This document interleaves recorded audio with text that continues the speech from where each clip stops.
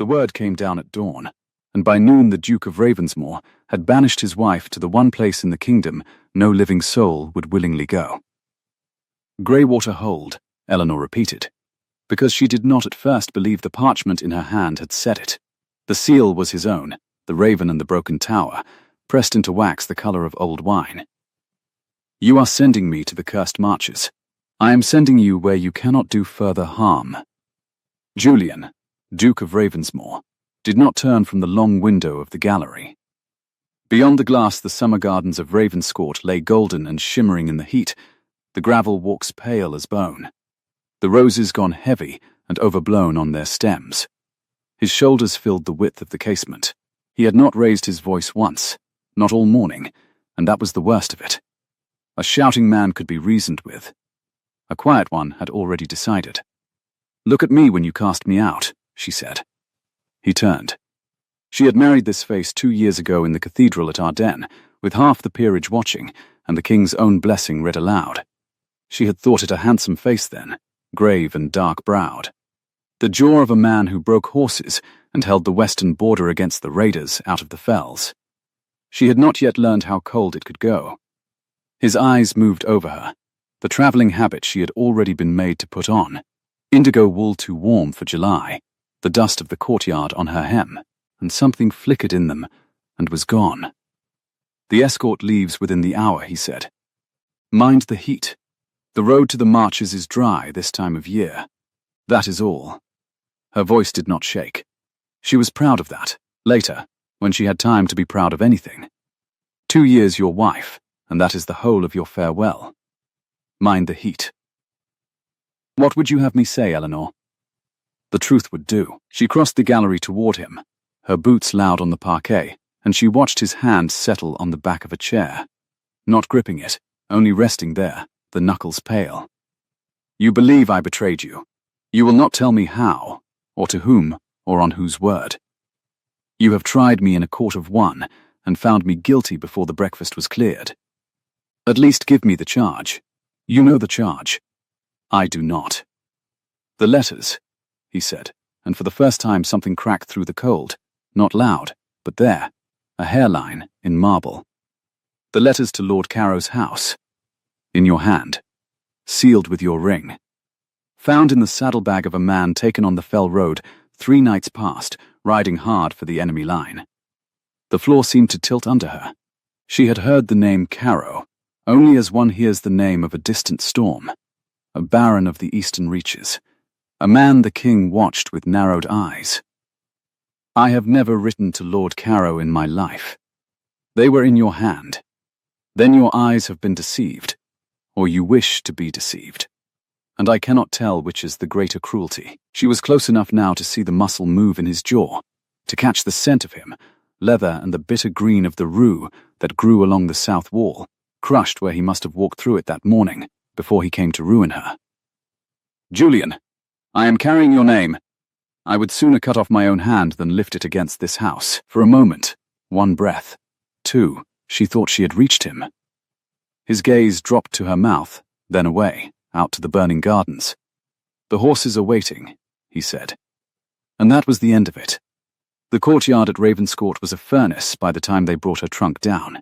Heat came up off the cobbles in sheets, and the air smelled of hot stone and horse, and the dung-sweet rot of fallen apricots beneath the espaliered trees along the wall. 6 men of the ducal guard sat their mounts in the white glare, sweating in their leathers, none of them meeting her eye. At their head was a grizzled sergeant she knew by sight, Halloran, who had taught her to sit a horse properly her first winter as a bride, laughing at her town manners, kind to her then. He was not laughing now. He swung down and held the stirrup for her without a word, and she saw that his hand was not quite steady on the leather. "Sergeant Halloran." She kept her voice low, for him alone. "How long is the road?" 5 days, my lady, if the wells along the high track are not dry." He hesitated. 6, more like, in this heat. "And what waits at the end of it?" "I have heard Greywater spoken of all my life, and never once as a place a person goes to live." The old soldier's throat worked. Above them a window stood open on the gallery, and though she did not look up, she felt the shape of her husband behind the glass, watching his wife loaded onto a horse like a debt being paid. "It is a border keep, my lady," Halloran said carefully. Older than the duchy. It holds the mouth of the Greywater Pass, where the fell country comes down into the kingdom. There has been a garrison there since before anyone's grandfather. You are not answering me." "No, my lady." He looked at the cobbles. "Folk say the hold is cursed. They say the last 3 commanders sent to hold it did not, that they came to grief, each within a season. They say the well runs bitter, and the men there have forgotten how to be men. The Duke's father shut it up half a ruin, and let the wild garrison rot. Nobody is sent to Greywater who is meant to come back." He drew a breath. "I am sorry. You asked for the truth, and I'll not lie to a lady who once shared her bread with me on a cold road." "Thank you, Halloran." She set her foot in the stirrup, and rose into the saddle, and the indigo wool stuck to her at once in the heat. "That is the first honest thing anyone has said to me since the sun came up." They rode out under the raised portcullis, and Eleanor did not look back at the window. She had decided, somewhere in the last hour, that she would not give him that. Whatever he saw of her going, he would see her spine, and not her face. The road climbed. For 2 days it ran through the soft country she knew, wheat going gold, hedgerows white with the last of the elderflower, villages where children ran out to gape at the riders, and then shrank back when they understood whose colours these were, and where they rode. The word went ahead of them. Somehow, it always did. By the second evening the cottagers had stopped coming out at all. Doors closed as the column passed. Once, at a crossroads shrine, Eleanor saw an old woman make a sign against ill fortune in their direction, and she understood it was not meant for her, but for the destination stitched into the very banner above her head. On the 3rd day the country changed. The green failed by degrees. The hedges gave way to dry stone walls, and then to no walls at all. Only the long brown shoulders of the fells rolling up to a sky bleached almost white with heat. The streams they crossed ran low, and the wells, when they found them, gave water that tasted of iron and old leaves. The men spoke less. At night they kept the fires high, though the days were scorching, and they set a double watch.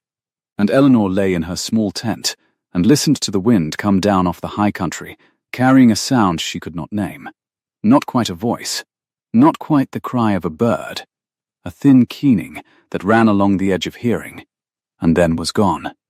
"The fell wind," Halloran said, when she asked him at the cold grey breakfast.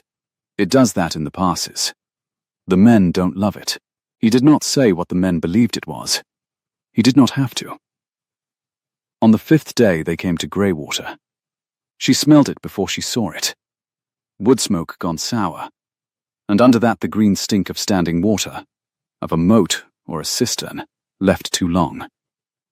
Then the track turned around a shoulder of black rock, and the hold was simply there, hunched in the throat of the pass where the fells came down and pinched the road to a ribbon. It was built of the same dark stone as the crags around it, so that at first the eye could not tell where the mountain ended and the wall began. One tower had lost its top to some old violence and stood jagged against the sky. The banner above the gate hung limp and faded, its device worn to a ghost. Crows lifted off the battlements as they approached and wheeled, calling, and did not settle again. "Sweet mercy," murmured one of the young guardsmen behind her, and then went quiet, ashamed. The gates stood open. That was the first wrong thing. A border keep at the mouth of an enemy pass, in the dry weeks of campaigning season, and the gate hung open like the mouth of something asleep. No sentry called the challenge. No horn sounded. Eleanor walked her horse under the broken arch and into the bailey, and reined up, and what she saw there she would carry the rest of her life. Men. Perhaps 40 of them, perhaps fewer. It was hard to count, because they did not stand like soldiers in any order, but lay and sprawled and crouched in the shade of the walls like things washed up by a flood. Their leathers were green with mould at the seams. One sharpened a blade with no edge left to sharpen, the stone going back and forth, his eyes on nothing. Another sat in the full hammering sun with his face turned up to it, lips moving. A cook fire smoked weakly in a corner, with no one tending it. The whole place stank of men who had stopped washing because there was no longer any reason to, and over it all hung that thin keening on the wind. Closer now, threading down out of the broken tower, a figure detached itself from the shadow of the gatehouse and came toward her, a big man gone to ruin, his beard matted, a captain's sash filthy across his chest.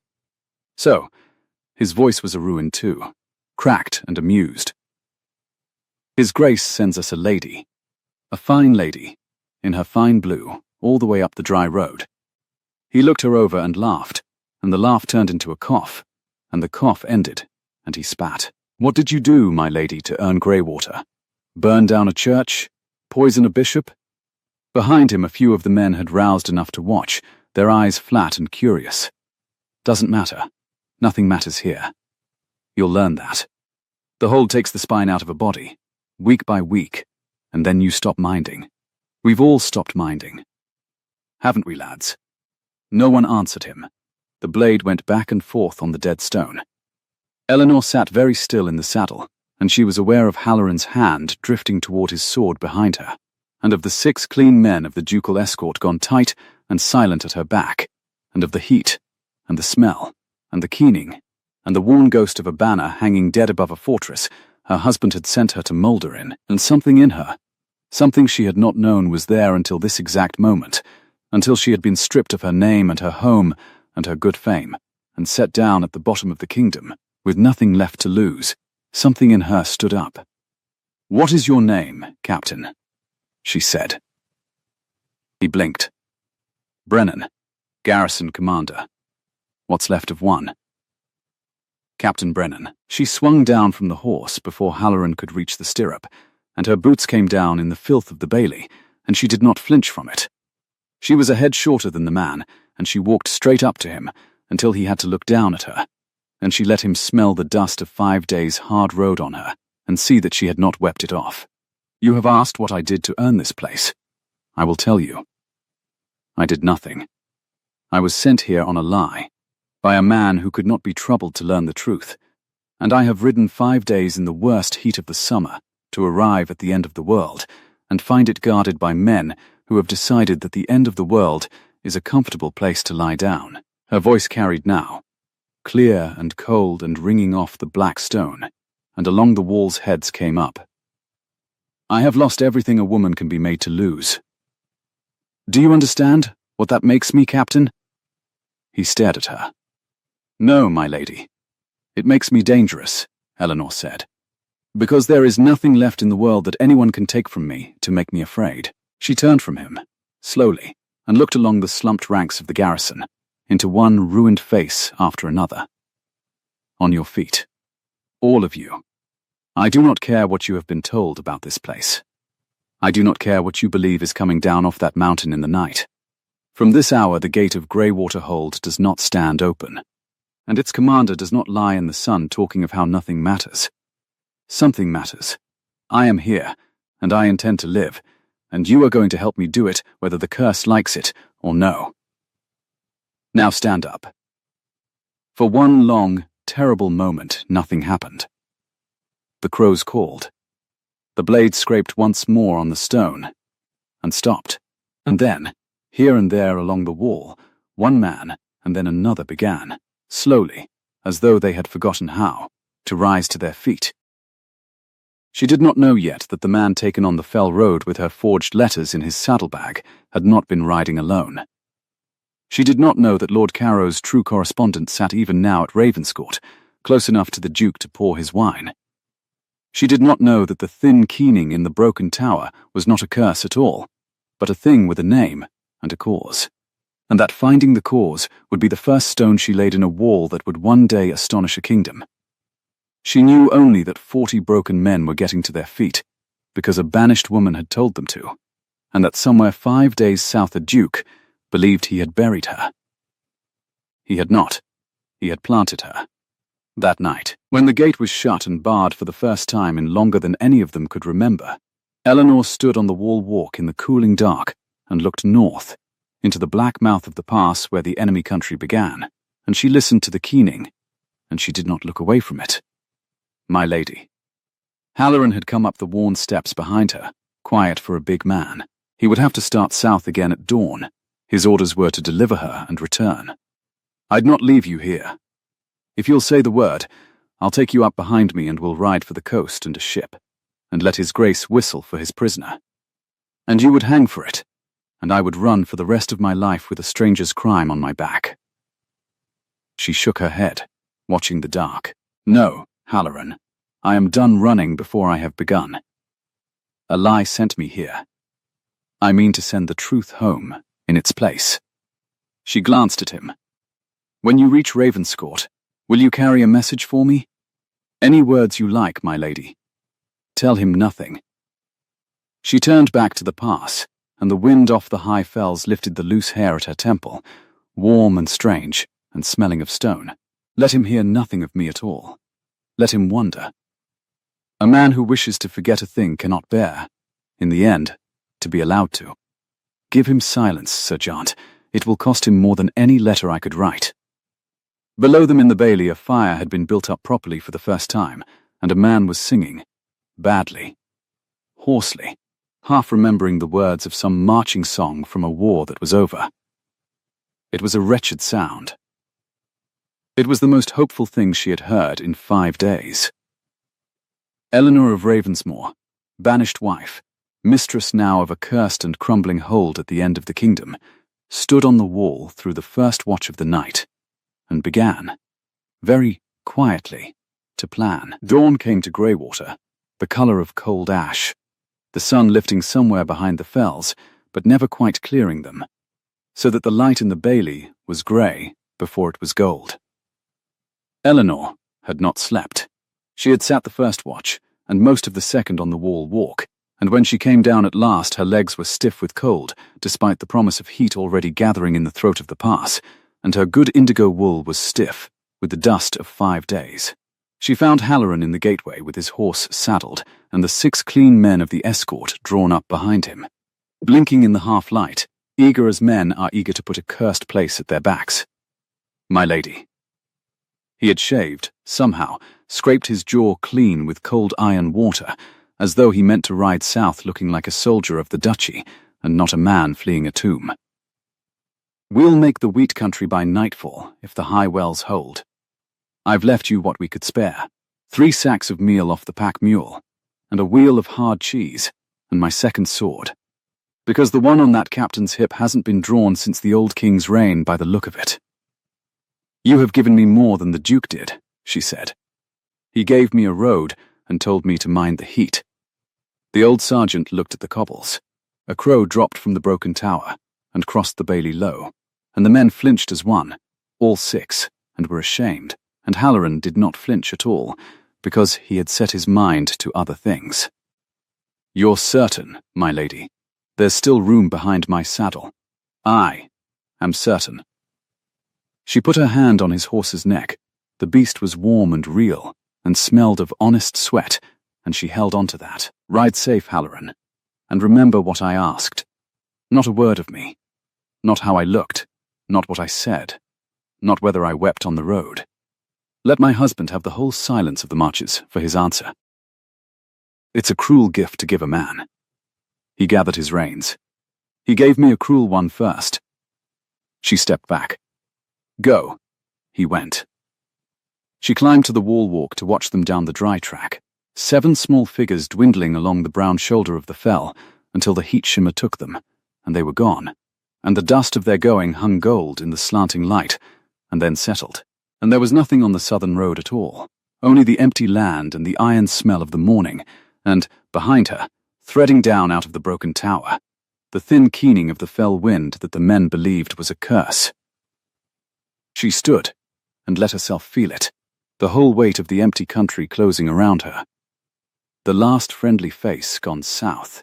Then she turned her back on the road and looked down into the bailey, where 40 ruined men were beginning, slowly, to wake and remember that someone had told them to stand.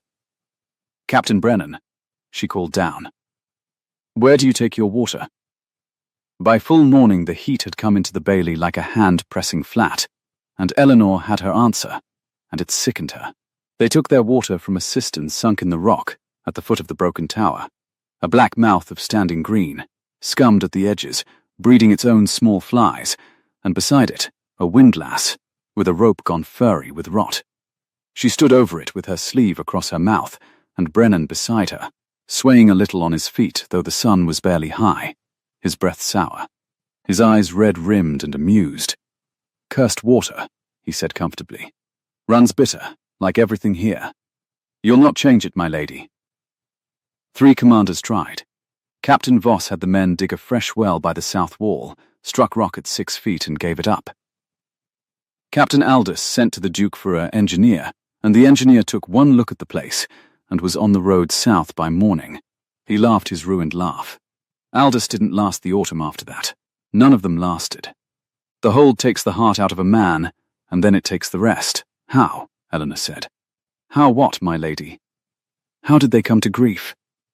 You speak of 3 commanders gone in 3 seasons as though it were weather. Tell me how. Voss, Aldous. The third. What was his name? Something shifted behind Brennan's red eyes, a wariness surfacing through the ruin. Marlowe, Captain Marlowe. He looked away, up at the jagged tower against the white sky. Voss went off the north wall in the dark. Walking the watch, they said, and the curse took him over the edge. Aldous wasted, wouldn't eat, wouldn't sleep, sat up listening to that. He jerked his chin at the keening. Marlowe rode out one night into the pass and didn't come back, and we found his horse 3 days later, with the saddle empty. That's how Greywater unmakes you, my lady. One way or another. You'd do better to let the gate stand open, and the men lie soft, and trouble nothing. Trouble nothing, and the hold leaves you be. The gate stays shut. She turned from the foul cistern. And the men do not lie soft. There is a stream in the gully below the east wall. I crossed it riding in. Low, but running, and running water does not breed this. She pointed at the green scum. From this hour every man fit to carry a yoke carries water up from the gully twice a day, and this pit is drained and limed, and we see what is at the bottom of it. Where are your stores of lime? A keep this old will have lime. Brennan's amusement curdled. You'll work them in this heat? They'll not do it. They've forgotten how to be ordered, my lady. I'm telling you for your own good. They'll smile at you and do nothing, and you'll wear yourself to a thread against them, and then one morning you'll understand, the way I understood, that there's no point to any of it, and you'll let the gate swing open again and lie down in the sun like the rest of us. That's the curse. It isn't ghosts, it's understanding. It was, she thought, the truest thing the ruined man had said, and the most dangerous. She looked at him a long moment, at the captain's sash gone the colour of dishwater across his chest, and she understood that he was not cruel, and not even wholly her enemy. He was a warning of what waited for her if she failed. You may be right, Captain, she said. We will find out. But you will not unmake my orders by smiling, and you will not lie in the sun while I drain this pit, because if you do, the men will watch you and learn that orders here are a kind of joke. So you will take up the first yoke yourself. She held his red gaze, and did not blink. And the men will watch you do it. That is how we begin. A wry voice spoke up from the shade of the gatehouse, where an old man sat plucking a thin hen, the cook, she would learn, a leathery relic called Maddox, who had outlasted 4 commanders by the simple method of being too sour to unmake. Begging the lady's pardon, he said, not looking up from the hen, but I've not seen the captain carry so much as his own dinner in a 12-month. This I'll stay awake for. A sound went through the watching men, not a laugh. They had forgotten laughter, but the ragged ancestor of one, a loosening. Brennan's jaw worked. The whole bailey hung on it in the hammering heat, the flies droning over the green water, and Eleanor stood with her chin up and her ruined gown and her borrowed sword, and waited to learn whether she commanded anything at all. Brennan picked up the yoke. He did it with a curse and a sneer, and he did it badly, slopping half the first load down his own leg as he came staggering up from the gully. And the men did not cheer, because they had nothing left to cheer with. But they watched. Every one of them watched. And when the captain had made his second trip a young soldier, with a burn scar pulling one eye half shut spat on his hands, and took up the next yoke, without being told. And then there were 2 of them on the path. And then 4. By the worst heat of the afternoon there was a line of them going down to the gully and coming up streaming and grey-faced, and the foul cistern was sinking inch by inch toward its secrets, and Eleanor worked the windlass herself until her palms blistered and split, because she had understood that here she could order nothing she would not first do. It was the burn-scarred lad, Wat, the others called him, who found the first wrongness, and he found it at the bottom of the cistern. They had drained it by evening to a black sucking ooze, and Wat went down on a rope with a rushlight to clear the silt from the rock spring that fed it. And he came up too fast, hauling on the line, his half-shut eye wide, and the whole of him shaking. "There's a grate," he said. "Down at the bottom, my lady, set in the rock where the spring comes through, an iron grate. And it's—" Somebody's stopped it. Packed it. There's wool and pitch, and old sacking rammed in behind the bars, so the good spring water can't come through, but a trickle, and what stands in the pit goes foul for want of moving. He swallowed. It's not old work, the pitch is still soft. Eleanor went down herself. Brennan called it madness. She went anyway, skirts knotted up out of the muck, the rope burning her split palms, down into the cool, stinking dark, where the rushlight guttered, and the rock wept around her. And it was as the boy had said. The spring came clean and cold out of a cleft in the living rock, the way it must have come for 1,000 years to feed a fortress, and someone had set their will against it. The iron grate was crammed and corked, deliberate, patient work, the pitch laid on in layers over weeks, so that the men of Greywater drank standing rot and called it a curse, and lost their hearts to it season by season, and never once thought to ask whether the bitter water had a hand behind it. She tore the packing free with her own fingers in the dark, sacking and tarred wool coming away in foul handfuls, and far above her she heard Watts shout as the water began to move, heard the answering sound run round the bailey as the cistern's level checked, and then, impossibly, began to rise clean and cold. She came up into the last red light streaming through the broken tooth of the tower, with pitch under her nails and her gown ruined past saving, and she stood streaming in the gateway and looked at the 40 faces turned toward her, and at Brennan's among them gone grey and strange. "There is no curse on your water," she said. "There is a man's hand on your water. Patient, practiced, working in the dark, over months, to make this place into exactly what every soul in the kingdom already believed it was, a hold that unmakes the men sent to hold it." She let that settle. Captain Voss, Captain Aldous, Captain Marlowe, 3 commanders gone in 3 seasons, and a fortress that guards the one road the enemy must take, and a well stopped by hand so the garrison drinks despair. Her voice rang off the black stone. "I came here believing I had been sent to a cursed place. I begin to think I have been sent to a guarded one, guarded against the kingdom, by someone who wants this gate to stand open, and I should very much like to meet him." No one answered.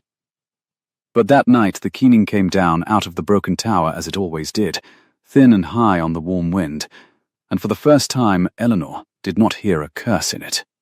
She heard a sound that someone had use for. She climbed the tower the next morning, against every man's counsel, before the heat was up. The stair was a ruin, half its steps gone to a fall of black rubble, and the upper chamber where the floor still held was open to the sky on its broken side, the wind pouring through, and there it was, the keening, made plain. A war horn of old grey metal, cracked along its length, had been wedged mouth outward into a gap in the stones, lashed fast with wire, angled so the fell wind tearing through the pass played across its broken mouth and drew out that thin, unending wail that had hollowed the hearts of 4 garrisons. It was nothing. It was a trick a clever boy might work. And it had been set there by no boy. The wire was good wire, the lashing soldier's work, and around it on the gritty floor, sheltered under the leaning wall, lay the rest of it. A lantern, shuttered, the hornpanes smoked. A coil of cord. A folded square of oiled cloth, and inside it, dry and waiting. A fold of dark hooding to mask the lantern's light to a single, narrow beam. The ash of small fires, days old and days older, layered, and scratched into the soot on the leaning stone, where a man might stand night after night and have nothing to do with his hands while he waited. Tally marks. Scores of them. Counting something. Counting nights, or counting answers, from somewhere out across the Black Pass, where the enemy country began. Eleanor crouched over the lantern in the wind, with her heart going hard and slow. Someone in this hold, someone who had been here through 3 commanders and was here still, climbed this tower in the dark and showed a masked light north into the pass, and the keening horn kept the frightened garrison from ever climbing up to see it done. The forged letters in her own hand, sealed with her own ring, taken on a man riding for the enemy line. A baron the king watched with narrowed eyes, and now a signal fire at the very mouth of the road into the kingdom, tended patiently while a fortress was made to rot from within. It was all one hand. She did not yet know the face of it, but it was all one hand, and that hand had reached from the high gallery at Ravenscourt, where her husband had cast her out, all the way to this broken tower at the end of the world, and she had been the chaff thrown up to hide the grain. "My lady." Watt's voice, small from the head of the broken stair. He had come up after her, brave past his fear. "What is it? What's up here?" "Proof," she said.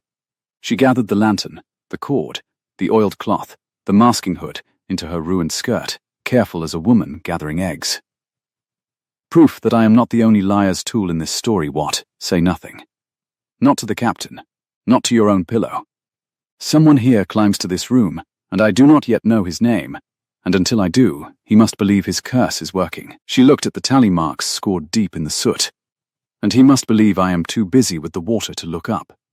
It was 3 days later, with the cistern run sweet, and the gate barred each dusk, and the men beginning, barely, grudgingly, to walk like soldiers again, that the South Road gave up a rider. He came alone in the white blaze of midday, on a blown horse, in the dust-grey livery of a ducal courier, and he carried a packet sealed with the raven and the broken tower. Eleanor took it on the wall above the gate, so the whole bailey might see that messages came to Greywater, as to any garrison of the duchy, that they were not forgotten, not wholly cast off. She broke the seal with her thumb where she stood, in the heat, with the courier's horse blowing below and the men watching, and she read. The orders were brief, and they were cold. The escort of 6 guardsmen and Sergeant Halloran, already gone south, though the writer plainly did not know it, were recalled at once to Ravenscourt. The Lady Eleanor's household allowance was reduced by half against the disordered state of the realm's finances. The garrison of Greywater was to be held at its present strength, and on no account reinforced, the hold being of no present strategic worth. It was signed with the Duke's name. It bore the Duke's seal. And it was not the Duke's hand. Eleanor stood very still on the hot stone and read it again, and the bailey, and the heat, and the courier's blowing horse, all drew away to a great distance, because she knew Julian's hand the way she knew his step on the gallery floor, knew the hard downstroke of his J, the way he crossed his letters as though striking something out, the impatience of him in every line. She had 2 years of his terse notes, folded in the bottom of her trunk. And this was beautiful. This was patient. The hand that had written here had studied Julian's writing, and copied it with the loving care of a forger, and got it almost perfect, perfect enough for a clerk, perfect enough for the king's own court, but not perfect enough for the woman who had loved the man behind it. It was the same hand, she would have wagered her soul on it, that had written letters to Lord Carrow's house, and sealed them with a ring that was not its own, and tucked them into a saddlebag to ruin her. "Bad news, my lady?" The courier called up, uneasy under her stillness. "News," she said, "that has told me a great deal more than its writer intended." She folded the false orders along their false creases. "Who gave you this packet?" "At Ravenscourt. Whose hand put it into yours?" The man scratched under his helm. "The steward of the chamber, my lady." "As always."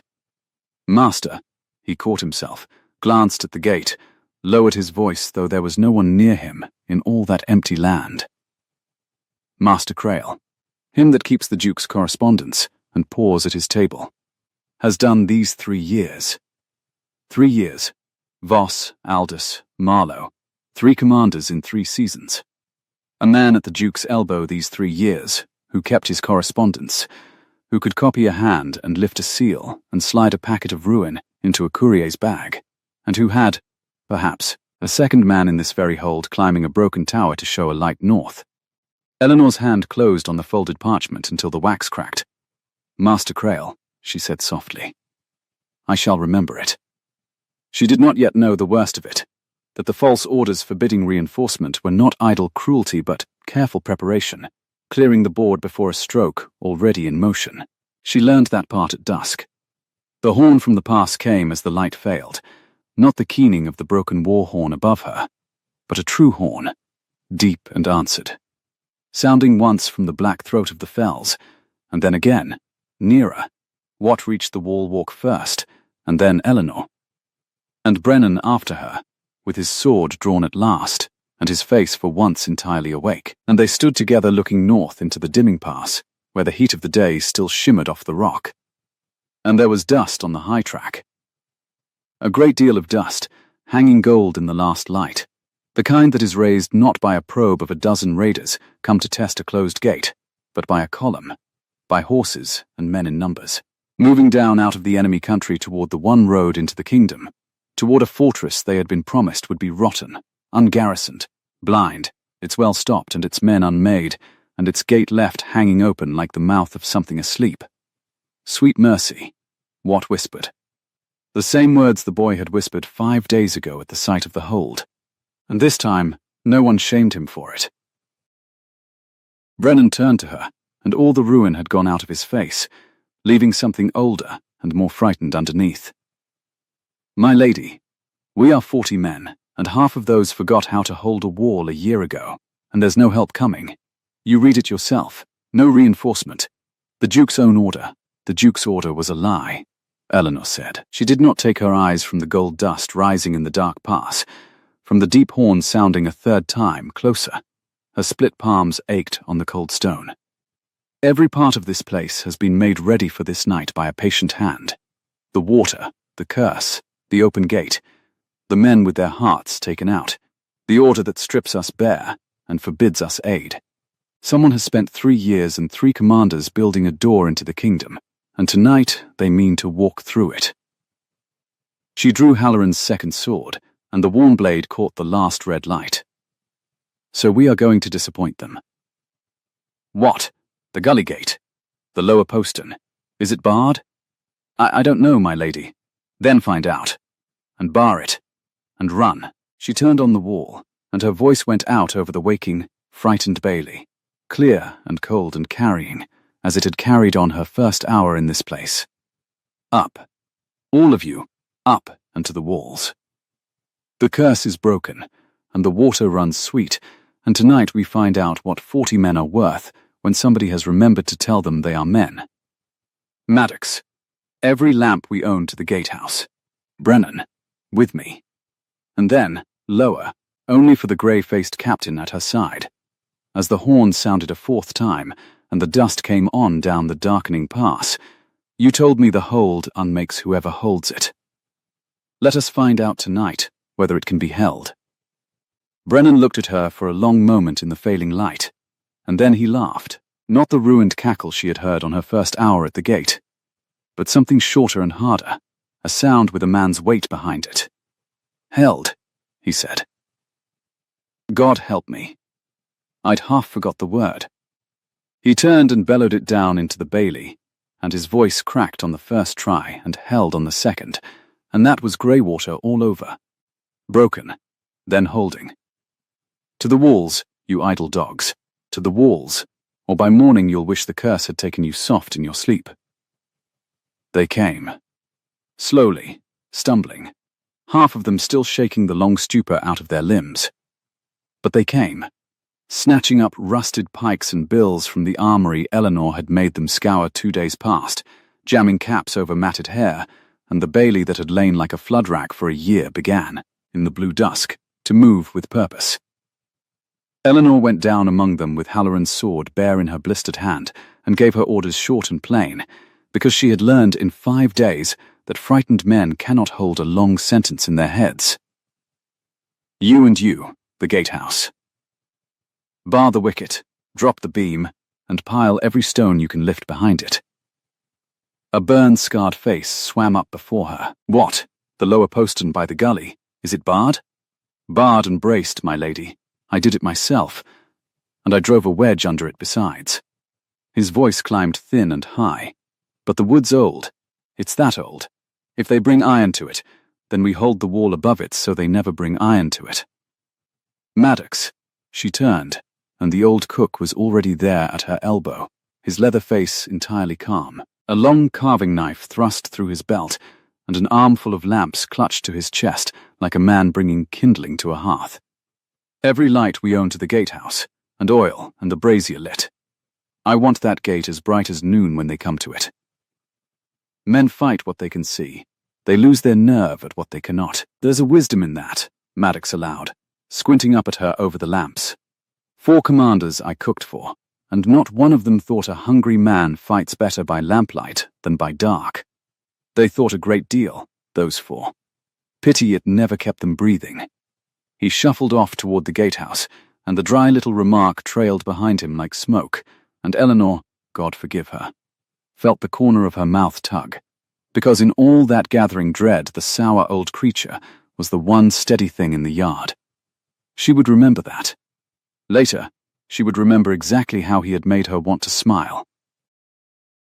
The dust came on down the pass. By the time full dark settled over the fells the enemy had closed to within a half-mile, and she could hear them, the jingle and thud of a column on the move, the snort of horses, a voice calling a halt in a tongue she did not know, harsh and carrying off the black rock. They were not hurrying. That was the thing that turned her stomach cold. They came at a walk, unworried, the way a man walks up to a house he has already been given the key to. They think the door's open, Brennan muttered beside her on the wall. He had found a breastplate from somewhere, and a helm gone green at the rivets, and he looked almost a soldier again. They've been told it's open. Look at them. No shields up, no scouts out. They're not coming to storm a wall. They're coming to walk into a ruin and find it warm for them. Good, said Eleanor. He stared at her. Good, my lady? A man who expects an open door does not bring a battering ram. She watched the torches kindle one by one along the dark mass below, a slow constellation in the throat of the pass, and the warm fell wind brought her the smell of them. Horse and pitch torch, and the rank closeness of many men, and under it the iron tang of the night. They have come light, and they have come certain. We are 40, and broken, and they are many, and whole. But they do not yet know that anything in this place has changed. That is the only advantage we hold, and we hold it for as long as we can make them believe the curse still binds. She raised her voice along the wall, low and fierce. No man shows himself above the parapet. No man calls out. Let them come right up under us thinking the hold is a corpse. And when I give the word, only when I give it, we teach them otherwise. The torches massed and steadied and began, at last, to come on. He rode out ahead of them, the man who led them, a big rider on a pale horse, bareheaded, a torch lifted high in one fist, so that the gate lamps and his own flame lit him gold against the dark. He drew rein a stone's throw from the wall, and looked up at the bright gatehouse and the dead-seeming battlements, and he called out in the common tongue of the border, accented, but clear. Greywater, open your gate. He let the pale horse step closer, fearless, contemptuous. We know what you are. We know your well is foul, and your men are unmanned, and your lord has thrown you away. There is no shame in it. Open the gate and stand aside, and not a hair of your heads need come to harm. You were forgotten by your own. Be remembered by us. Open, and live. Along the dark wall, unseen 40 men held their breath, and Eleanor felt the whole night balance on the edge of a knife. She knew what he was doing. He was offering them the very thing the curse had taught them to want, to lie down, to stop minding, to let the gates swing wide and trouble nothing. Half of them had wanted exactly that a week ago. She did not dare look to see whether any wanted it still. She rose up alone into the lamplight above the gate, in her ruined indigo gown with her hair come loose about a face streaked grey with the pitch of the well, and she looked down at him. "You have been misinformed, sir," she said. The pale horse shied at the sound of a woman's voice from a dead wall. The rider mastered it, and stared up at her, and something in his certainty flickered. "Who are you, the woman who pulled the rag out of your well 3 days ago?" She set her blistered hands flat on the warm stone, so he could see them, black to the wrist. "You were promised a rotten gate, a blind garrison, a hold that would open itself like a flower. Somebody took your good coin for it. I am here to tell you that you have been cheated, and that the cheat has cost you, and that the gate of Greywater stands barred tonight for the first time in 3 years. She straightened. "Go home, sir, or stay, and learn the price of believing a liar. It is the lesson the whole of my last fortnight has taught me, and I find I have a great deal of it to pass on." For a heartbeat, the pass was utterly still. Then the rider flung down his torch, so that it guttered and rolled in the dust, and wheeled the pale horse, and shouted a word into the dark, and the whole gold constellation of the enemy line surged forward at once, with a roar that came up off the rock, and broke against the wall like surf. "Now," said Eleanor, very quietly, and then she screamed it. "Now." The wall came alive. 40 men who had lain a year in the sun rose up together into the lamplight and the night, and the first ragged volley of stones and quarrels and Maddox's lamp oil went down into the packed mass at the gate, and the certainty of the men below shattered against it. They had brought no shields up. They had come to walk into a ruin. The oil caught from the brazier fire and ran flaming down the slope before the gate, and the screaming changed its note entirely, and Eleanor stood in the full glare of it, with her sword lifted and her voice raw, calling the throws, calling the line, and beneath her the gate shuddered under the first bodies flung against it, and held. It held, for an hour, in the hammering dark, against everything the pass could throw at it. The gate of Greywater held, and Eleanor began, against all sense, to believe. It was the noise that warned her, not the noise at the gate. That was a single vast continuous roar she had stopped hearing the way one stops hearing a river. It was a different sound, behind her and below. That snagged at the edge of her ear, the way the keening had snagged at it on the road. A splintering, a thin shriek of old wood, faint under the battle, from down where the bailey ran into shadow at the foot of the broken tower, from the gully side. From the lower postern, Watt had swittu her, he had barred and braced and driven a wedge beneath. She turned from the gate fight, with her heart gone wrong in her chest, and she looked down into the dark of the bailey, and she saw the light. It was up in the broken tower. A single narrow beam, hooded and cold, swinging slowly north over the wall into the black pass, and then, as she watched, 3 short blinks. A pause. 3 more. Not the keening horn this time. The lantern. The masked lantern she had carried down in her ruined skirt 3 days past, and locked, with her own hands, in the one sound chest in her own chamber. Someone had opened that chest. Someone was up in the tower now, in the middle of the battle, showing the enemy where the wall was thinnest and the postern weakest, telling them in patient blinks of cold light exactly where to break in. "Brennan." She caught his arm. He spun, sword red to the hilt, his face a stranger's in the firelight. "The tower. The lower postern. They're inside the gully. Someone's signaling them in. Hold the gate. Hold it whatever it costs. The gate is nothing if they're behind us." "My lady, you can't go down there alone. Hold the gate." She was already gone, down the worn wall stair 2 at a time, Halloran's sword in her fist, into the dark below, where the lamplight from the gatehouse did not reach. The bailey was a country of shadows. She ran through it with the battle a red glare at her back, and the broken tower a black tooth ahead, and as she came past the drained cistern, a shape lurched out of the dark at her, and she near ran herself through with her own blade before she saw the burned, scarred face. What? She caught him. The boy was white, gasping, blood. She would not name it so even in her own head. She made it only dark and wet, soaking one sleeve from a gash along his forearm. "What? The postern? It's stove in, my lady." His teeth were chattering, though the night was warm. "I went down when I heard it go. There's men in the gully, in the dark. 3, 4. They've got iron bars and they had the wedge out already, my lady. The wedge I drove. It was out before they ever set bar to the wood. Somebody'd drawn it from the inside. His half-shut eye found hers, huge with the horror of it. Somebody opened it for them. Somebody in the hold pulled my wedge and let them at the wood." "How many are through?" "None yet. I jammed it again. I put my shoulder to it, and a man helped me. An old man. He came down with a knife and helped me brace it and told me to run for you, Watswade. Maddox. Maddox came down and held the postern with me and sent me to fetch you. He's down there now alone, with his carving knife holding the door. My lady, you have to." The world went very quiet and very clear. Maddox. The old cook who had outlasted 4 commanders by being too sour to unmake.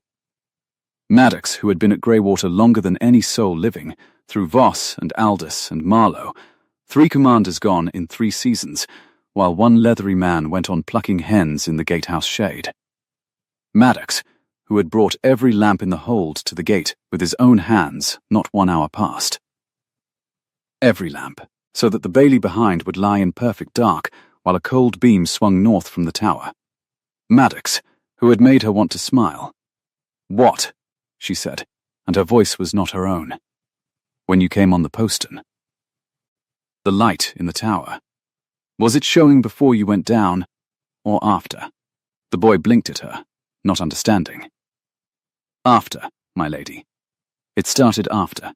I came up out of the gully, and I looked back, and there it was, up top, swinging. He swallowed. Maddox said it must be one of the enemy got up there.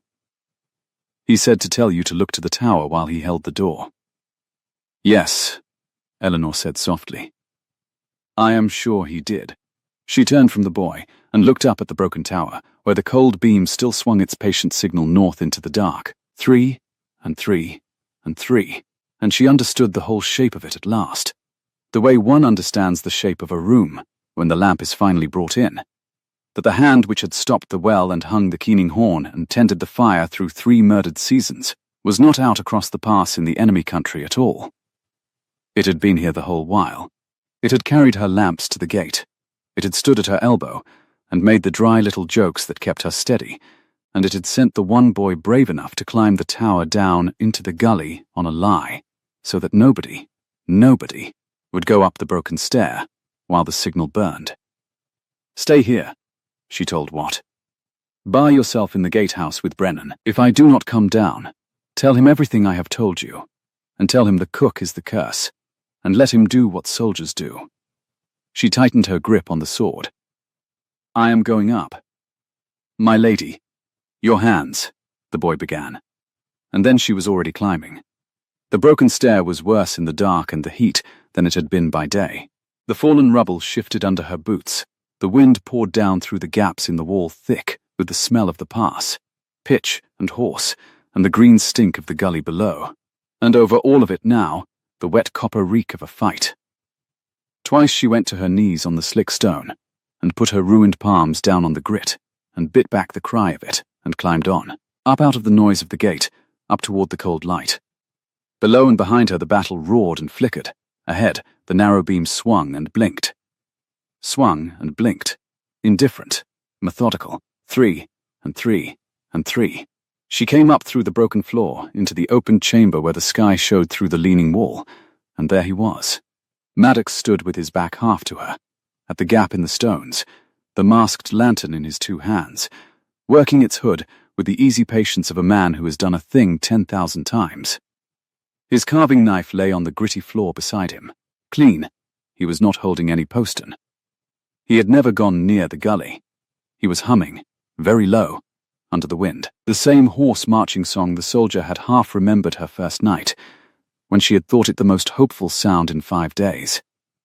"You will want to set the lantern down, Maddox," Eleanor said. He did not start. He did not even turn at once.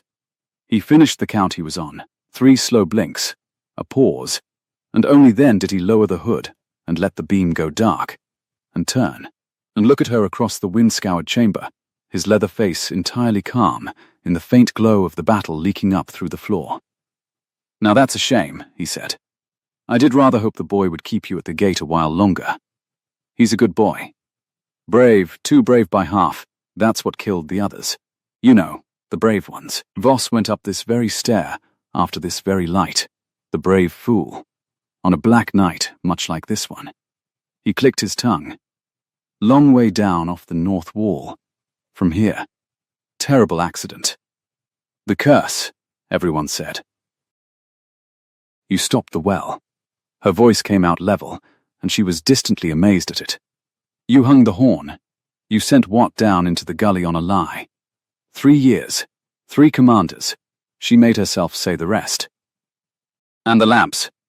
You carried every lamp in the hold to the gate tonight with your own hands, so the bailey would be dark behind us while you climbed up here. A man likes his work tidy." Maddox set the lantern down on the leaning stone, gently, beside the tally marks scored deep in the soot. His tally marks, 3 years of them, counting the nights, counting the answers from across the pass. "You've been a great trouble to me, my lady, and I'll own I didn't see it coming. 40 broken men, and a thrown-away wife. Master Crail wrote me you'd be no trouble at all. A spoilt court lady, he wrote, who'll weep in her chamber and trouble nothing." The old eyes glittered.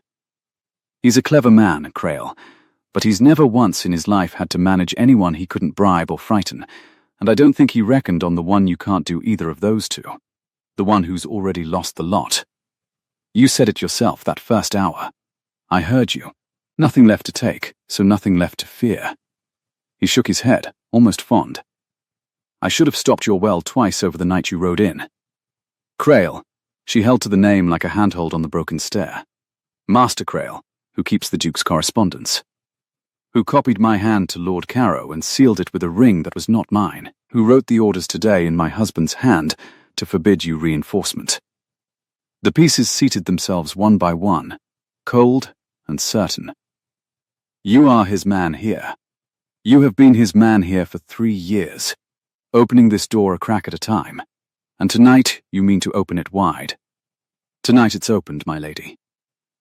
Maddox glanced, almost regretful, toward the dark pass, or it would be, if you'd been a slower climber. They're in the gully wanting only the word that the postern's clear.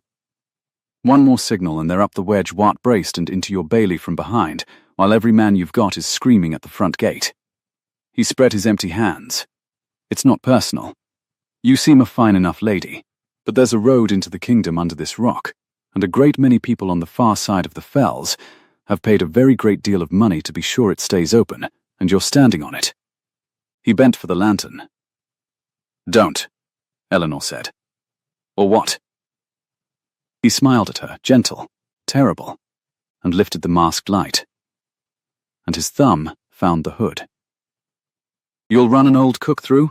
You've never cut anything in your life but your meat at table, my lady. I've watched you a fortnight. You blistered your own hands sooner than order it done. You haven't got it in." She did not let him finish, because she had learned, this fortnight, that a frightened person cannot hold a long sentence in their head, and that she herself was very frightened indeed. She crossed the chamber in 3 strides over the shifting rubble, and struck the lantern from his hands with the flat of Halloran's sword, and it spun away and smashed against the leaning stone, and the cold beam died in a scatter of horn and oil. And Maddox was faster than any leather-faced old cook had a right to be. The carving knife was up off the floor, and in his fist between one breath and the next, and he came at her low and certain with 3 commanders' worth of practice behind it. They closed in the dark, in the wind, on the broken floor above the burning gate.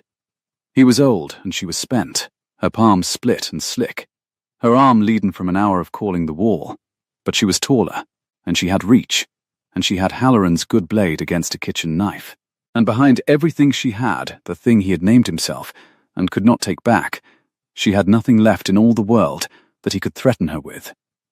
He fought to open a door. She fought because the door must not open. She turned his first thrust on the cross of her guard, and felt the jar of it run up to her shoulder, She gave ground over the rubble and nearly went down, and did not. And when his hand closed on the wreck of her sleeve and hauled her toward the gap in the wall, toward the long black drop where Voss had gone, she let him pull, and turned with the pull instead of against it the way Halloran had taught her to turn a horse, and put the old man's own weight and her shoulder together, and sent him past her. His boot found the loose stone at the lip of the gap. The wind took the rest. There was a sound, short and final, and then only the wind, and the battle, and Eleanor on her knees on the broken floor, with her ruined hands flat on the cold soot, and the tally marks of 3 murdered years scored under her fingers, shaking, whole, alone in the tower. She did not let herself kneel there long. Below her the gate still roared, and the enemy still waited in the gully for a signal that would not come now, and that, she understood, climbing to her feet with the wind tearing at her, was the very thing she could turn against them.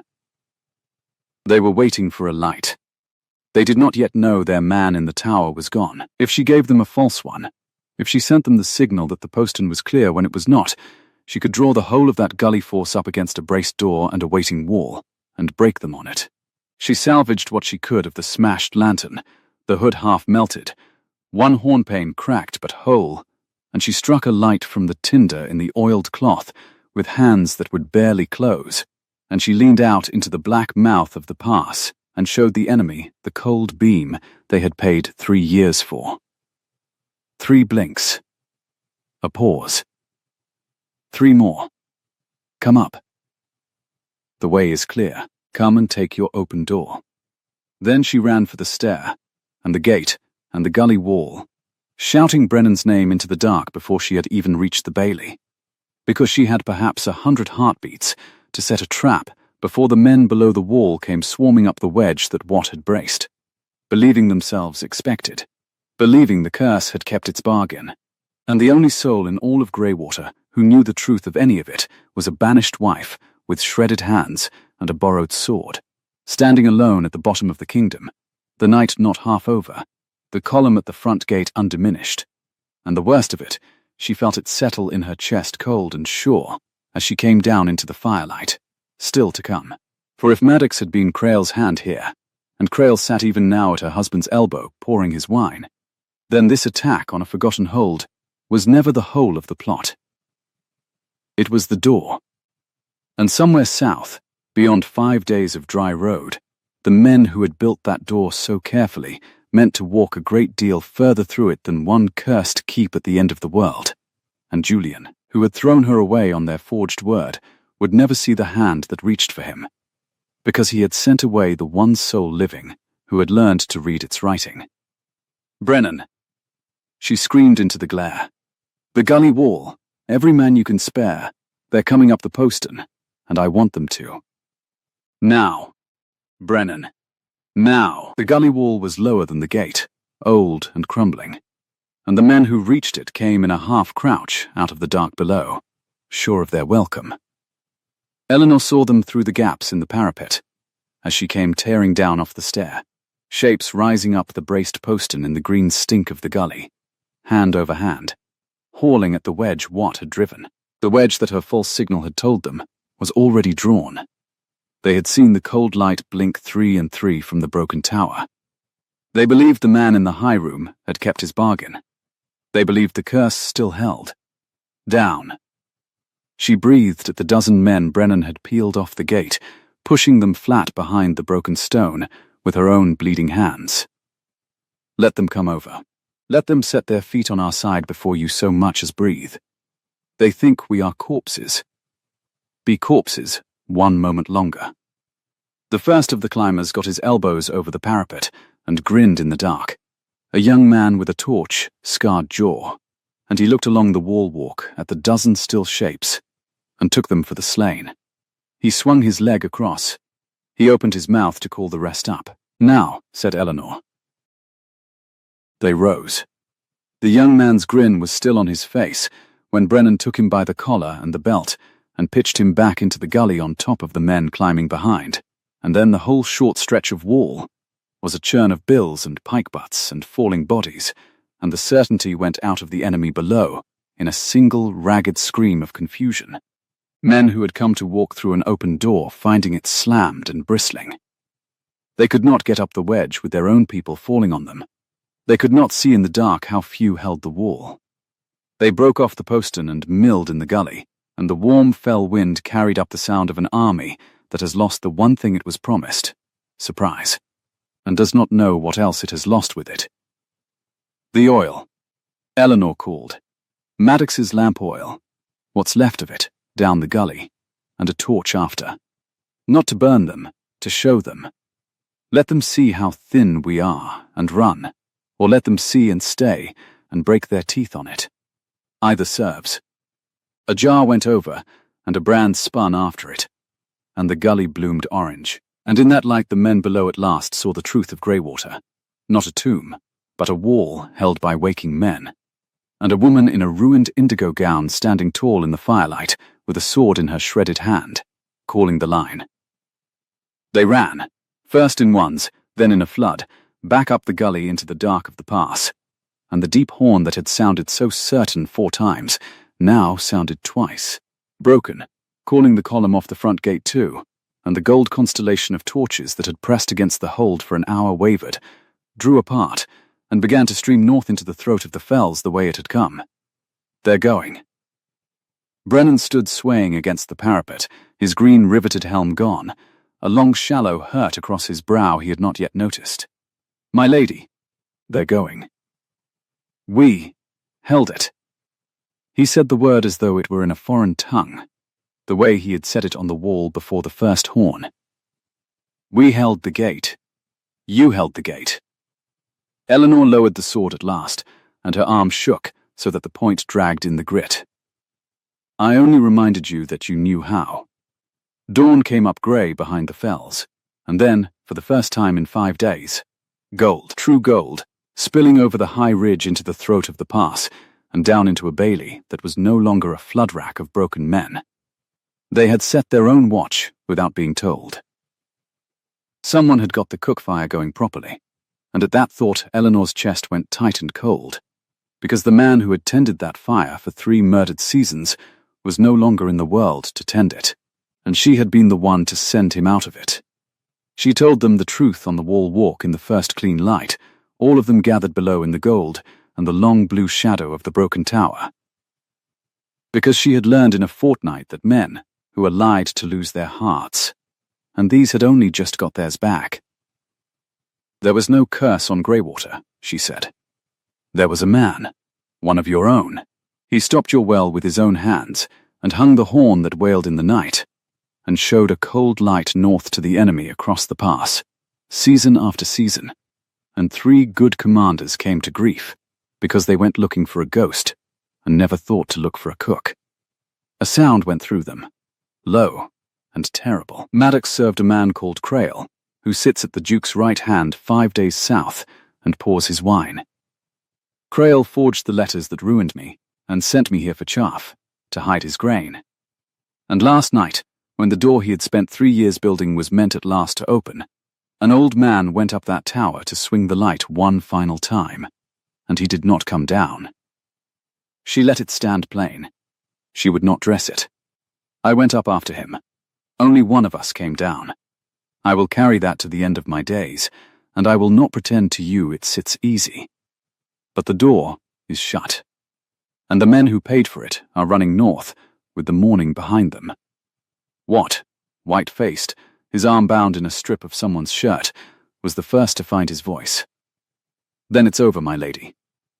We won. They're gone. They are gone from here. She looked north, where the dust of the broken column still hung faint over the high track. But a door this carefully built was never meant to let one raiding column through. What? Hear me, all of you. She turned to face the gold-lit bailey. Why stop a well 3 years to open one cursed keep at the end of the kingdom? Because this is the gate. Beyond this pass the land runs soft and open all the way to the heart of the realm. And there is a baron in the east the king watches with narrowed eyes, and a man at the duke's elbow with a gift for other men's handwriting. This was the door. What comes through a door is the whole of the army behind it. And every soul south of these fells believes Greywater is a ruin that fell in the night. Believes it, because the man who built the lie made certain they would. Her voice dropped, and they leaned to catch it. No one is coming to relieve us. No one even knows there was a battle. The kingdom is blind, and the only eyes that can see are 40 men at the bottom of the world, and a wife everyone south of here believes is weeping in her chamber. Brennan wiped the hurt from his brow at last, and looked at his reddened hand as though surprised by it. Then what would you have us do, my lady? We've held the door. We can't hold the whole kingdom with 40 men. No, she smiled then, and it was not a gentle thing. So we are not going to hold. We are going to ride. They brought her the captured officer at midday. The one man of the gully assault too hurt to run, dragged up out of the green ditch and propped in the shade of the gatehouse, and he was young and handsome under the grime in the way the enemy's people ran handsome, fair and high-cheeked, and frightened, and willing, in the end, to trade what he knew for water and a road home. Eleanor crouched before him in the heat with a cup in her ruined hands, and did not threaten him, because she had nothing left to threaten anyone with, and had learned that this was a strength. You came down the pass certain, she said. Tell me why. He drank, and his eyes went sidelong to Brennan's blade and back to her face, and found there something that frightened him more than the sword. A calm. We were told, he said, in the thick border common tongue. 3 nights, then the door opens. The cook would show the light. We were the first through, the hand that opens the latch from inside. Behind us, he swallowed. Behind us, my lady, in the high valleys, 10 days back, there is more. Much more. We were the key. The key turns, the host follows. By the next dark of the moon they meant to be past the fells, and onto the king's roads, and there was talk through the camp of a baron of the east rising to meet them, and of a friend at the king's own court who would swear the marches had fallen of their own rot, and not by any treason at all. He looked at the gold light on the black stone, as though seeing it for the first time. We were not to fight. We were to walk in. Nobody told us the door would have a woman behind it. The dark of the moon, Eleanor repeated. She had been counting nights herself, on the road, in the tower, she knew the moon. 11 days. 11 days, the young man agreed, and shut his eyes. 11 days for a host 10 days back in the high valleys, to come down on a kingdom that did not know it was at war. And 5 of those days the road south to Ravenscourt, to the king's seat beyond it, to the man pouring wine at her husband's elbow. The arithmetic was very simple and very cruel. And Eleanor stood up out of her crouch in the hammering noon, with it cold and whole in her chest, and she understood that she had perhaps 6 days to turn a blind kingdom's face toward the north, and not 1 hour to spare on grief or on the question of whether anyone south of the fells would believe a banished wife. What? She did not raise her voice. She no longer had to. Can you ride? Truly ride, hard, with that arm? To the end of the world, my lady. Then you are riding to the next world over. She was already moving, calling for the maps Maddox had kept. There were maps, good ones, in the dead man's tidy stores, the maps of a man who needed to know every garrison and every road. There are 6 border keeps strung along these fells between here and the soft country. Voss, Aldous, Marlow, Crail unmade Greywater, because Greywater holds the only pass a host can bring horse through. But the other 5 hold the bridle paths, and they have not been rotted, only forgotten. Their commanders will not know me. They will know this. She drew her own ring from her finger, the ring whose seal a forger had copied to ruin her, and pressed it into the warm wax of a fresh written page, and the raven of the duchy bit clean into it. A Duchess of Ravensmore calls the border garrisons to muster. Whatever they have heard of me, they have heard nothing of the host in the high valleys, and a soldier left in the dark for years will follow the first voice that tells him the truth, and means it. I have learnt that this fortnight too. By the 3rd day the dust on the southern road was raised not by 7 men dwindling, but by a column coming on. Eleanor sat her horse at a crossroads shrine in the Brown Fell country, where, a lifetime ago, She had watched an old woman make a sign against ill fortune at her passing, and she watched the garrison of Holt's Edge come down the bridle path to her muster. 60 men, under a lean grey captain named Forrester, who had held a forgotten keep for 9 years and never once been sent so much as a barrel of nails. He drew rein before her and looked at the banner she had made them stitch through 2 nights, the Raven of Ravensmoor, but quartered now with a broken tower made whole, the device of a hold that had held. And he looked at the woman beneath it in her ruined indigo and her bound hands, and at the hard-faced men of Greywater drawn up at her back, who had been, a week past, the laughing-stock and terror of the marches. Their saying along the paths, Forrester began, gruff, wary, that the thrown-away Duchess has gone mad up at Greywater, and is raising the border in her own name against the king. They are saying it because a man at court wishes it said, Eleanor answered. Ride to my left hand and judge for yourself whether I am mad, Captain, and in 6 days you may tell the king to my face that his border did not fall asleep, that it woke. She leaned toward him in the saddle, and the wind off the fells lifted the loose hair at her temple, warm and dry and smelling of stone and bruised heather. There is a host coming down the Greywater Pass at the dark of the moon, and a baron rising in the east to meet it, and not a soul south of these hills knows it, but the men behind me. You have held an empty path 9 years for a kingdom that forgot your name. Here is the hour it was all for. Will you spend it asleep, or will you come and be remembered? Forrester looked a long moment at the banner of the mended tower. Then he turned his horse to her left hand without a word, and his 60 fell in behind her 100. And the column that left the crossroads shrine was no longer a garrison fleeing a tomb. It was the beginning of an army. It grew on the road as a stream grows.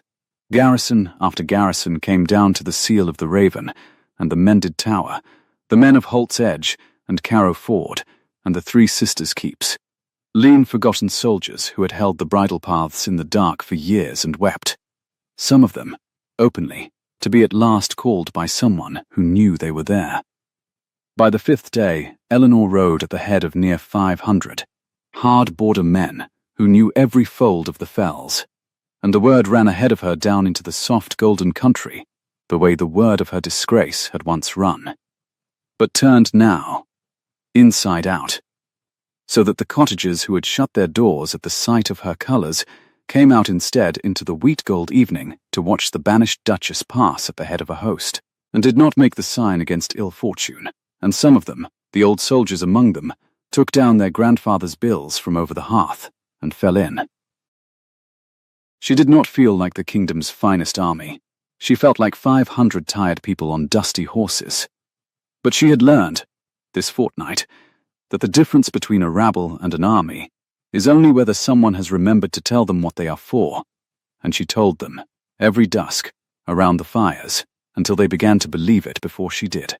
On the 6th day she came in sight of Ravenscourt, and she learned how nearly she had come too late. The golden gardens she had last seen shimmering in July heat lay quiet under an evening haze, the gravel walks pale as bone, the roses gone heavy and overblown on their stems, and across the great south lawn, where she had once walked as a bride, stood drawn up the cold ranks of the king's own household guard, 300 strong in royal scarlet, their pikes a steel hedge in the slanting sun. They had not come north to meet the host in the valleys. No one had told them of the host in the valleys. They had come to Ravenscourt, she would learn, to take the Duke of Ravensmoor in the king's name for treason with the Eastern Baron Carrow, on the strength of letters, in a duchess's hand, sealed with a duchess's ring, found riding for the enemy line. The trap had 2 jaws. Eleanor saw it whole in the moment she crested the rise and looked down on the scarlet ranks. Crail had not only opened the northern door, he had arranged for the kingdom's strength to be facing the wrong way entirely, gathered here, at Ravenscourt, around the throat of an innocent man, while 10 days north a host came down an unwatched pass. By the time the king's guard discovered they had arrested the realm's most loyal sword on forged evidence, the dark of the moon would have come, and the enemy would be on the king's roads, and there would be no border army left to stop them. Because the border army was here, exhausted, behind a banished wife, looking very much in the amber evening light like a rebel host come to free a traitor duke by force. My lady. Forrester had come up beside her, and his lean face was grim. 300 royal guard, drawn for a fight, and 500 of us fell weary, looking for all the world like exactly what that man at court will have told them we are. We ride down there, we look like treason proving itself. They'll lower the pikes, and we'll have a battle on the king's own lawn, border against crown, and whoever's left standing, the man in the valleys wins. It was the lowest moment Eleanor had known, lower than the gallery, lower than the bailey, lower even than the broken tower in the wind. She sat her horse on the rise above the gardens where she had been a bride, and she looked at the steel hedge around her husband, and the old cold belief rose up in her like bitter water from a stopped well. That Julian had cast her out without a charge she could answer. That he had chosen, on a forger's word, to believe the very worst of her. That the man down there, in the ring of scarlet, had never truly seen his wife at all, only the convenient shape of a traitor, and would not see her now though she came at the head of an army to save his life. He had thrown her away in an hour. He would not, she told herself, looking down at the cold pikes, believe her in 1,000. My lady? Forrester said again. Lo, your word. My word, Eleanor said, is that we do not ride down there as an army. She unbuckled Halloran's sword from her hip and handed it, scabbard and all, to the astonished captain. An army proves the lie. Hold the host here, on the rise, in plain sight, where they can be counted and seen to do nothing. 500 men standing still on a hilltop with their hands from their hilts is not a rebellion. It is a question the king's men will have to ask before they answer. She gathered her reins. And I am going to go down and answer it. Alone, with empty hands and a saddlebag full of the truth. They'll take you. They'll clap you in irons beside him. Then they will have both of us in one room. Eleanor said, which is exactly where I need us to be. She rode down the long slope into the gardens of Ravenscourt, with her hands open on her thighs and a herald's white cloth tied to her whip. And the scarlet ranks turned to face her, and a captain of the household guard rode out with a dozen at his back and his pike levelled. And behind him, in the ring of steel on the south lawn, she saw Julian. He stood bare-headed in the amber light, his hands bound before him, his dark head up, and even cast as a traitor he stood like a man holding a border, broad shoulders filling the space the guard had penned him into, his grave hard face turned, in that moment, toward the rise where 500 silent men stood beneath a banner he did not know. She saw the instant he found her in the descending rider. She saw it go through him like a blade. 2 years his wife, sent 5 days north to Moulder, and here she came down his ruined gardens at the head of a host, and whatever he had believed of her in the gallery, he could not have believed this. Hold! The guard captain barked, and his pike point hovered at her breast. Name yourself. And call off that rabble on the hill. Or by the king's law, I am Eleanor, Duchess of Ravensmore, she said. And her voice carried across the lawn the way it had carried off Blackstone, clear and cold and ringing in the warm evening, so that the scarlet ranks heard it, and the man in their midst heard it. And the rabble on the hill is the border army of the Marches, who 6 days ago broke an enemy host at the Greywater Pass that this court does not yet know existed. I have not come to free a traitor. I have come to show the king's men they are arresting the wrong one, and to put into your hands the proof of who the right one is. The man who forged the letters you hold sits in this house. He pours the Duke's wine. His name is Crail. And if you send for him now, this moment, before he hears that I am here, you will have your traitor by nightfall. She lifted her bound-up, blistered hands so they could all see them, black yet, with the pitch of a well 300 miles north. I will give you my person freely. I ask one thing in exchange. Send for Crail, and let me face him in front of the Duke and your own officers, and let the truth do what truth does. If I lie, you lose nothing. You have me and the Duke both, and my army stands idle on a hill. If I tell the truth, you save the kingdom a great deal more than one Duke. It seems to me a poor wager to refuse. The guard captain was a hard man, and not a fool, and he looked from the woman with the ruined hands to the silent, disciplined host on the rise that had, indeed, done nothing, and made no move to free anyone, and he weighed the cost of being wrong. "Bring the steward Crail to the gallery," he said at last to one of his dozen. "And the Duke. And her." He looked down at Eleanor. "If this is a player's trick, my lady, you'll wish you had stayed in the north." "I have spent a fortnight wishing a great many things," Eleanor said, swinging down into the gravel she had last trodden as a bride. "Wishing has not once changed the weather. Let us go and see what the truth changes." They brought them all together in the long gallery where it had begun. The same gallery, the same tall windows pouring the same gold over the same overblown roses, and Eleanor stood in the heart of it in her ruined gown, and felt the whole shape of her fortnight close like a ring. Julian was set at one side under guard. The king's captain and 3 of his officers stood at the centre, and through the far door, summoned and unsuspecting, came Crail. He was beautiful. That was the thing she had not known, and might have guessed. That a hand so patient and a cruelty so practiced would wear a fine face, smooth and fair and unhurried. A man of perhaps 30 in sober dark velvet, with a silver chain of office across his breast, and the quiet, courteous eyes of someone who has never once in his life raised his voice, because he has never once needed to. He came in smoothing his cuffs, mild, attentive, the very picture of the loyal steward answering his master's call. And then he saw her, and for the smallest part of a heartbeat the smooth, fair face went perfectly still, the way a frozen pond goes still, and Eleanor saw it, and knew that everyone in the room had seen it too. "Master Crail." She did not let the silence grow. "You wrote that I would weep in my chamber and trouble nothing. I have come 300 miles to tell you to your face how poorly you read me." "My lady." He recovered as smoothly as water closing. "Forgive me, we had word you were unwell in the north. I rejoice to see you restored. Though I confess I do not understand," he turned, all gentle bewilderment, to the king's captain, "why a banished traitress is permitted to stand in this gallery and address an honest servant of the crown." "Because the honest servant of the crown," Eleanor said, "kept a man at Greywater Hold these 3 years to stop the garrisons well and signal an enemy host down the pass. And that man, before the door closed for good, told me your name." She did not raise her voice. She had learned from Brennan, from Maddox even, that the quiet ones had already decided. And she had decided. His name was Maddox.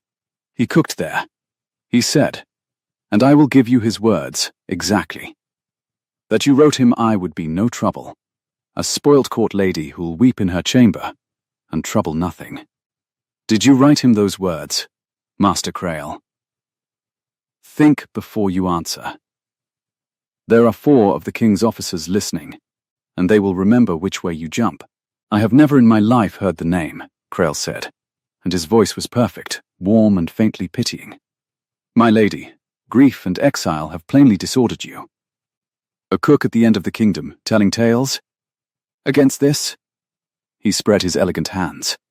I have served his grace 3 years. I keep his correspondence. I have given the king's own officers the letters, in her hand, my lords, sealed with her ring, that prove her commerce with the rebel Caro. That is not a tale.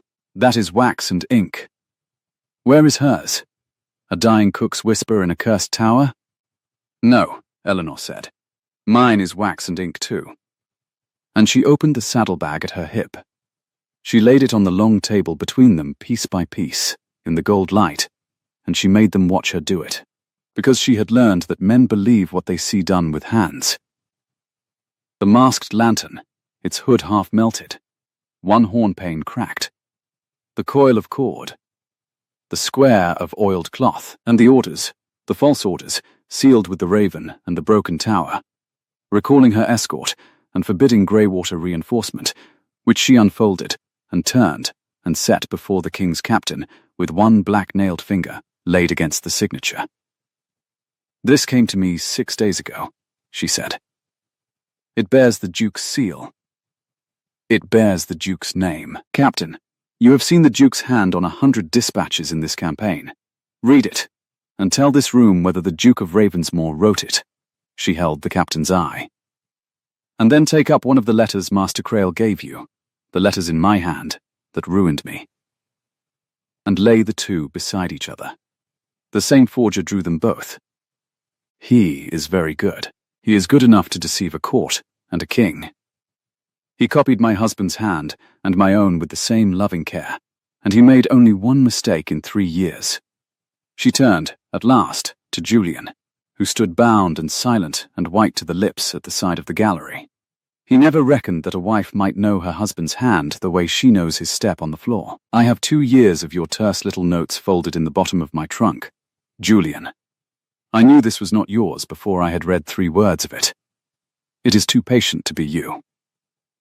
You never in your life crossed a letter as though you were striking something out, except when you crossed me out, and that you did in person."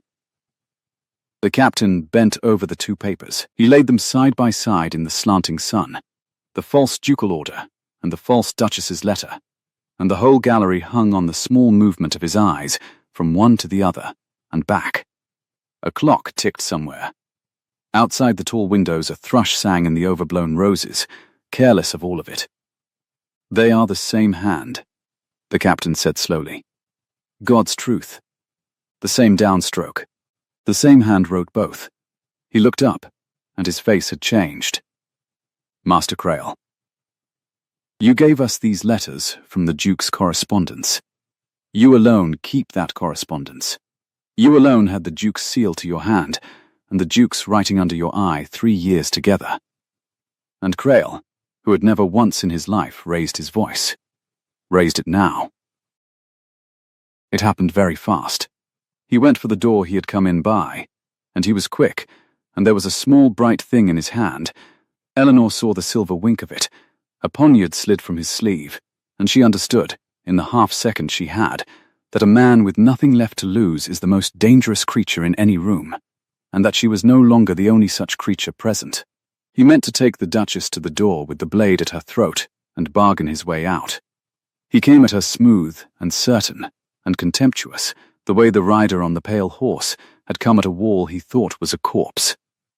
She did not run, because she had learned that running before you have begun is how you are lost. She turned with the rush instead of against it, the way Halloran had taught her to turn a horse, the way she had turned an old cook in a high, windy room. And she had no sword now, but she had her ruined hands, and she caught the wrist with the bright blade in both of them, and bore it down and aside, with the whole weight of a fortnight behind it, and Julian, bound as he was, threw himself across the gap between them, and took Crail to the floor of the gallery with his shoulder. And then the king's officers were on the steward in a scarlet wave, and the poniard skittered away bright across the parquet, and lay still. In the silence after, Eleanor stood breathing hard over the smooth, fair face pressed to the floor by 3 men's hands, and Crail turned his cheek against the wood and looked up at her, and the courteous mildness was gone at last, burned clean away, and what was under it was not a monster at all, but a small, cold, flat thing.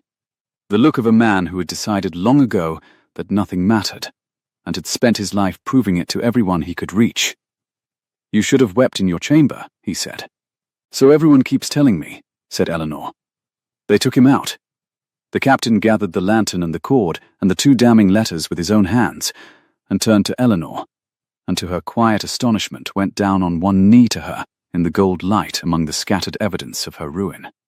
"My lady, there is a host coming down the Greywater Pass at the dark of the moon, you say, and a baron rising to meet it, and the king's strength facing the wrong way entirely." He rose. "The dark of the moon is 5 nights off. If your border men can ride, my border men can ride," said Eleanor, "and they know every fold of those fells in the dark, which the king's scarlet does not. Bring your 300, and join them to my 5. Send to the king tonight for the rest, and we will have a true army between the enemy and the kingdom before the moon goes black. I have broken the door once already. I find it is a thing one gets better at with practice." She glanced toward the rise beyond the windows where the host still stood. "But that is a council for an hour from now."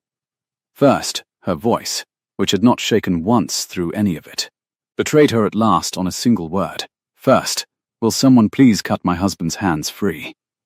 They cut him free. The officers withdrew to the far end of the long gallery to give the Duke and Duchess of Ravensmore the only privacy a room full of soldiers can offer, which is the privacy of being studiously not watched, and Julian crossed the parquet to her, rubbing the marks of the cord from his wrists, and stopped an arm's length away, and looked at her, truly looked, the way he had not looked in the gallery a fortnight past, when his eyes had moved over her, and something had flickered and died.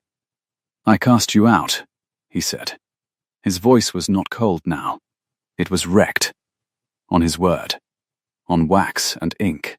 "I tried you in a court of one and would not give you the charge, and I put you on a horse in July and told you to mind the heat, and sent you 5 days north, to a place I knew, Eleanor, was where men are sent who are not meant to return." His hand lifted toward her ruined ones and stopped, not daring. "And you came back at the head of an army to save the life of the man who did it to you. I do not understand it. I do not deserve to." "No," she agreed. "You do not." He flinched and took it, and did not look away, and she found that she loved him for the not looking away more than she had ever loved the grave, handsome face in the cathedral at Ardennes. "I asked you for the truth that morning," she said. "You gave me a road, so I will give you the truth now, since one of us must begin."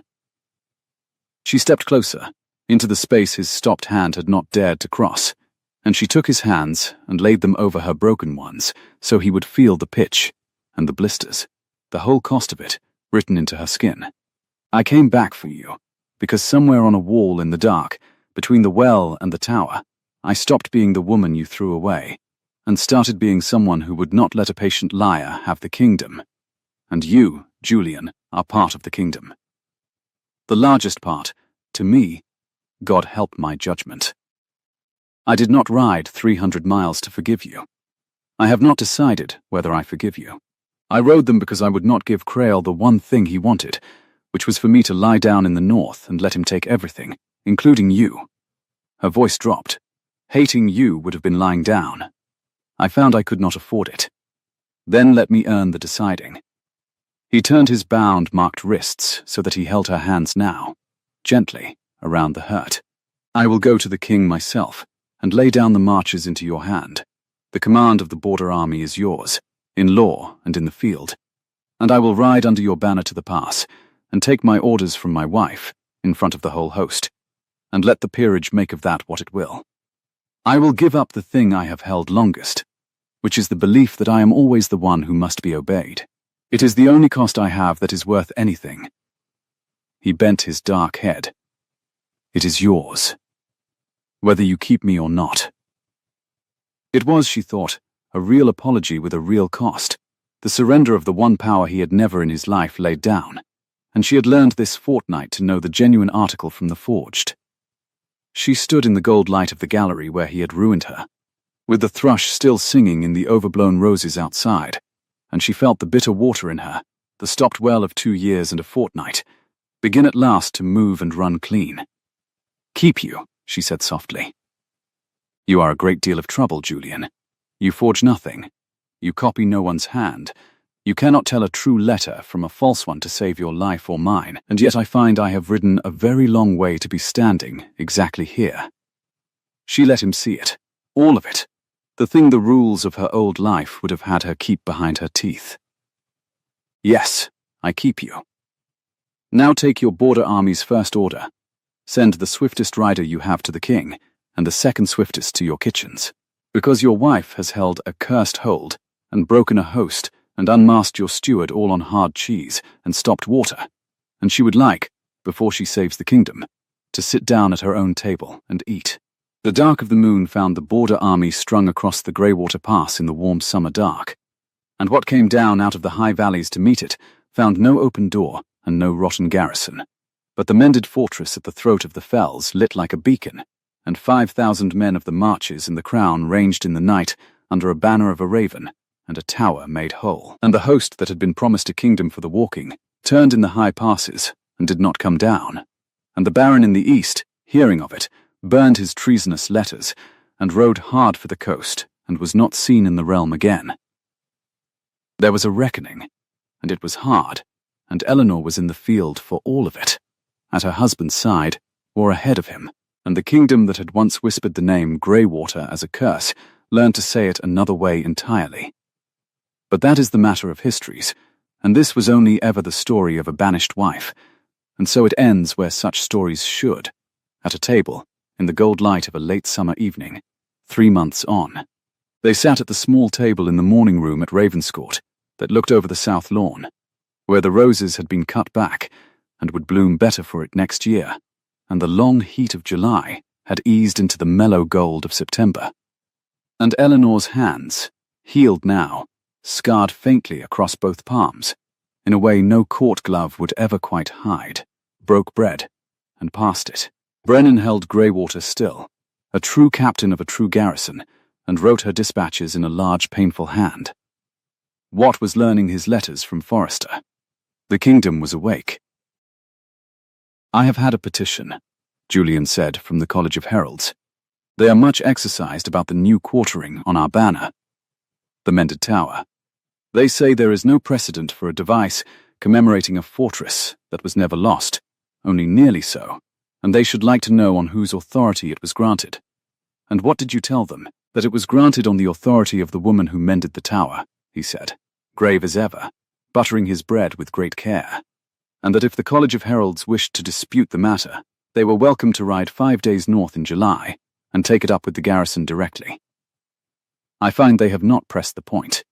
He glanced up, and there it was at last in the dark grave face she had married. The thing that had been buried under 2 years of duty and a fortnight of cruelty, surfacing dry and warm and entirely unexpected. "I did mention there is a well at the far end, with a charming view." It was not much of a joke. It was, in fact, a very small and dry joke from a man who had not made one in the whole 2 years she had known him. But it caught her wholly off her guard, and she heard herself laugh. Really laugh, the sound startling them both, and she saw the startled pleasure of it go across his face.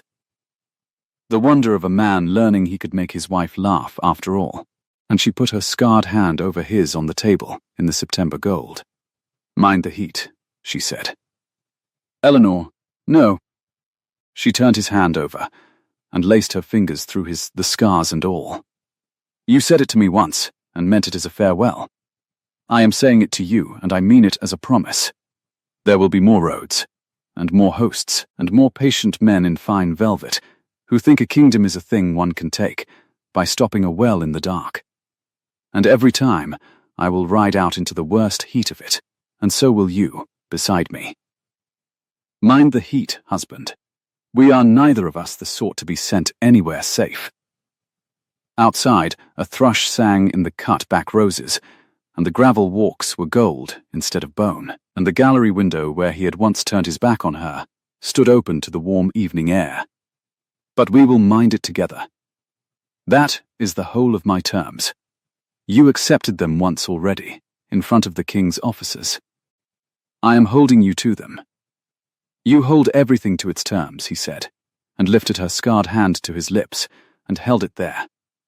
"It is the most alarming thing about you. I have decided I cannot live without it." And that was the end of it. Which is to say, the beginning. If this story warmed you, the banished wife who would not lie down, the cursed hold that held, the truth that rode home at the head of an army, then stay a while by the fire with us. Tell me in the comments which moment you loved best, the first hour in the Bailey, the night on the wall, or the small dry joke at the end that made a duchess laugh. Subscribe, and light the bell, and I will have another tale waiting for you when the candles are lit. Until then, from all of us at Adrian's fireside, mind the heat and rest easy.